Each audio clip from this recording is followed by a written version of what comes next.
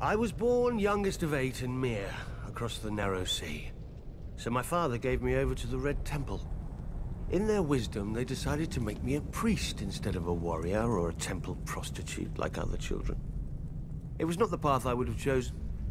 Sure, I prayed the prayers and I spoke the spells, but I also led raids on the kitchens. And from time to time, they found girls in my bed.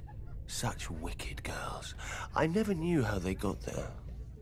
Then again, I did have a gift for tongues. And when I gazed into the flames, well, from time to time I saw things. Even so, I was more bother than I was worth. When the High Priest foresaw Robert's ascension, he sent me to turn the Storm Lord to the Lord of Light. When Robert seized his crown, we'd take all of Westeros from the Seven in a single stroke. Perhaps they thought Robert would listen to a kindred spirit, or perhaps celibacy had addled the High Priest's brain. I didn't know, and didn't care. I was free. I did my duty as I saw it, drinking and whoring and waving my sword around. The only gods Robert cared about anyway. Years passed, Robert became king, I became a joke. We both became fat. I even won some glory in Greyjoy's rebellion, first through the breach and all that. It's amazing what boldness a full bladder can inspire. But Robert had stopped listening to my sermons a long time ago, even if I'd still bothered to give them. Then came Robert's death, and the war.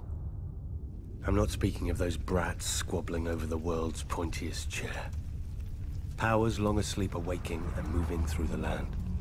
I've seen them in my flames. Shit, I've seen them with my own 2 eyes. The Lord of Light is real. And if he's real, then all of it is real. Man once again faces the war for the dawn, which has been waged since time began. On one side is the Lord of Light, the heart of fire, the god of flame and shadow.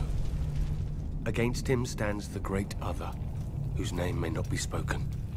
The Lord of Darkness, the soul of ice, the god of night and terror. According to prophecy, our champion will be reborn, to wake dragons from stone and reforge the great sword Lightbringer that defeated the darkness those thousands of years ago. If the old tales are true, a terrible weapon forged with the lifeblood of a loving wife's heart. Part of me thinks man was well rid of it, but great power requires great sacrifice. That much, at least, the Lord of Light is clear on. I sound like a dried-out old woman, I know. But as our former hand liked to say, winter is coming.